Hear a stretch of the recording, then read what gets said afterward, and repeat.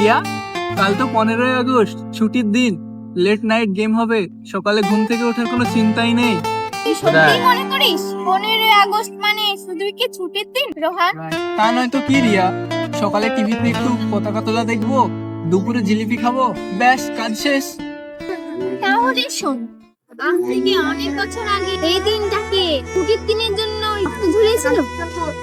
নেতাজি, ভগৎ সিং, মাস্টারদা, সূর্য সেনদের মতো হাজারো মানুষ নিজের জীবন দিয়ে গিয়েছে যাতে আমরা স্বাধীন বাতাসে ভালোভাবে শ্বাস নিতে পারি। তা তো জানি, কিন্তু সেটা তো ইতিহাস। এখন আর আমাদের কি করার আছে? জওয়ানরা তো সীমান্ত পাহারা দিচ্ছে, দেশের কাজ তো তারাই করছে। জওয়ানরা দেশের সীমান্ত রক্ষা করছে, কিন্তু দেশের ভেতরে সম্মান রক্ষা করার দায়িত্ব কার? আমরা তো একদিন পতাকা হাতে করে ঘুরে পরের দিন সকালে তার রাস্তাতে ফেলে দিই, রাস্তায় ময়লা ফেলি, নিয়ম ভাঙি। এটাই কি স্বাধীনতার প্রতি সম্মান? তুই ঠিকই বলেছিস রিয়া, সত্যি বলতে আমি ওভাবে কখনো ভেবে দেখিনি। দেশপ্রেম মানে তো শুধু একদিনে সোশ্যাল মিডিয়ায় ছবি পোস্ট করা নয়। একদম ঠিক। দেশকে পরিষ্কার রাখা, একে অপরকে সম্মান করা আর ভালো মানুষ হওয়া, এটাই আজকের দিনে দাঁড়িয়ে আসল দেশপ্রেম।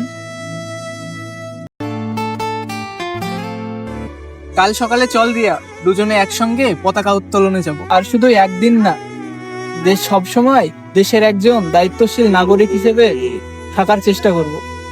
এটাই তো চাই। এই 15ই আগস্টে আমরা শুধু স্বাধীনতা উদযাপন না করি, বরং দেশকে আর সমাজকে আরো সুন্দর করার শপথ নিই। সকলকে স্বাধীনতা দিবসের শুভেচ্ছা।